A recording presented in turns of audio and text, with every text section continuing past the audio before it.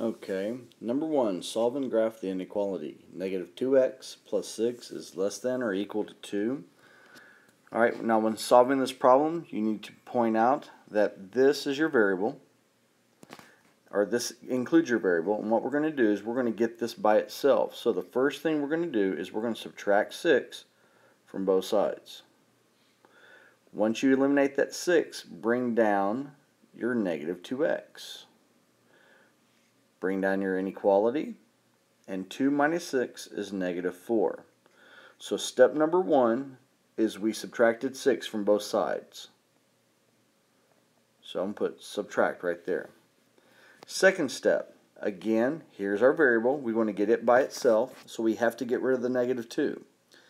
It's negative 2 times x, so to undo multiplication, you have to divide. So we're going to divide both sides by negative 2. Once that is gone, bring down your x, you're left with x. Now, because we divided by negative 2, you flip your sign. And negative 4 divided by negative 2 is a positive 2. So the second step was divide. And then the third step was to flip the sign.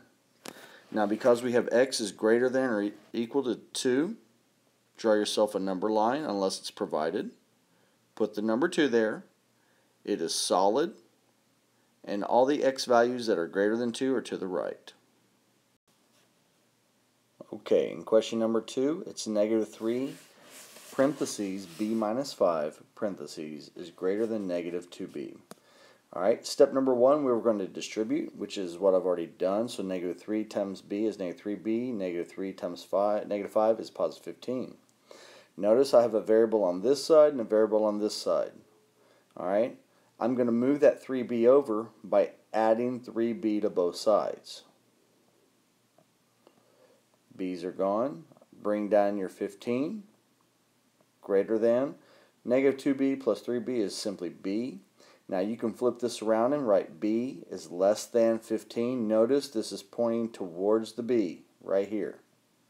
Since it's pointing towards the b, when I flip it around, it has to be the inequality has to point towards the b. So you put your 15 in the middle.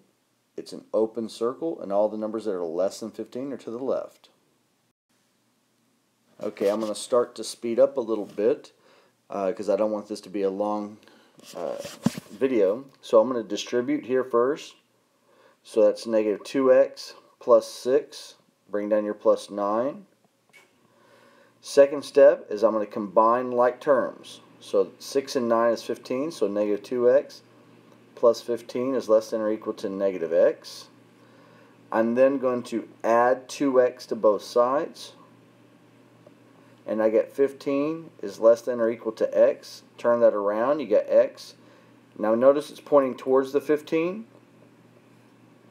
And then your inequalities, or your graph's going to be, put 15 in the middle. It's solid, and all the x's that are greater than are to the right.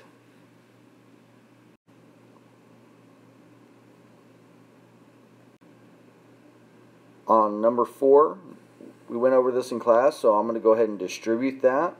2/3 times 6, 3 goes into 6 2 times. 2 times 2 is 4, so that's 4x.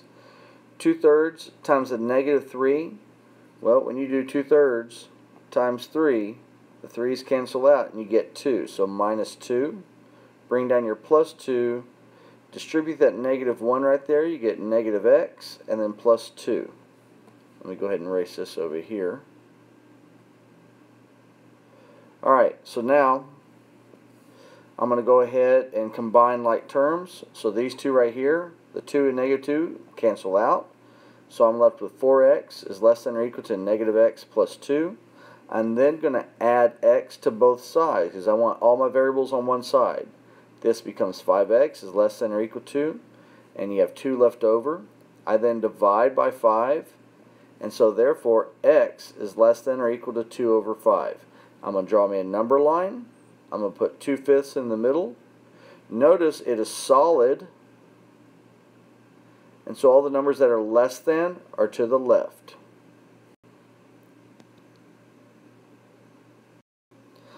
On this particular problem, Jennifer needs an average of at least 75. So that means whatever average she gets has to be greater than or equal to 75. So how do you find your average? Well, you add up all your test scores and divide by however many we have. Well, apparently we're taking 4 tests. So 85 plus 60 plus 55 plus whatever your 4th test is, divide that by 4 will give you your average. Well, we need it to be greater than or equal to an average of 75. Now, what I can do is I'm going to go ahead and combine like terms on top here. Those numbers add up to 200. Bring down your plus n divided by 4 is greater than or equal to 75. I'm then going to multiply both sides by 4 to get rid of the denominator. I'm left with 200 plus n is greater than or equal to 4 times 75 is 300. So when I subtract 200 here, I end up getting n is greater than or equal to 100. So because she made a 60 and a 55 on 2 previous tests, she's kind of dug herself a little hole. Well, when I graph that, I put 100 in the middle. It's solid, so she has to make at least 100, if not more. So hopefully there's some extra credit. Alright, now on this one, we're going to sell some old video games to, like, say, GameStop. Well, whenever you get credit or in-store credit, you can only use it at that store, and you can't go over that amount.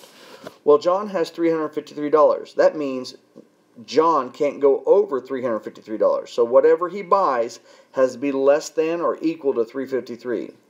Well, we also know that every CD costs $41. So each new game that he buys is going to cost $41. So if it's $41 for every game that he buys, well, now I want to know how many games can I buy. Well, I simply divide by 41, and I get G is less than or equal to 8.6. And we talked about this in class. You can have up to 8 games, but you cannot have 0.6 of a game. So what are all the possible numbers? Well, he can buy up to 8 games or less. Okay, you have 2 limo companies. Limo number 1 charges $140 for the day, plus 20 cents for every mile driven. Well, limo number 2, they're going to charge $160 per day, but they're only going to charge 10 cents for every mile driven. Well, it says, how many miles must you drive for a one-day rental at the second company so it will be less expensive than the first company? So it means the second company has to be less than the first company. We don't want it to be equal, we want it to be less than. And so we got to figure out how many miles you have to drive for each company for this to happen. Well, if I take this equation as is, I'm going to do it just like the rest of them. I'm going to try to get this m together with this m. And with that, I'm going to go ahead and subtract 0.10m on both sides. What that leaves me is 140 plus 0.10m is greater than 160. Well, now that I have just one variable, I'm going to get rid of that 140. And when I do that, I get 0.10m is greater than 20. When I divide by 10, or excuse me, 0.10, I end up getting m is greater than, and 20 divided by 0.10 is 200. So therefore, the second company would have to drive over 200 miles in order to be less expensive.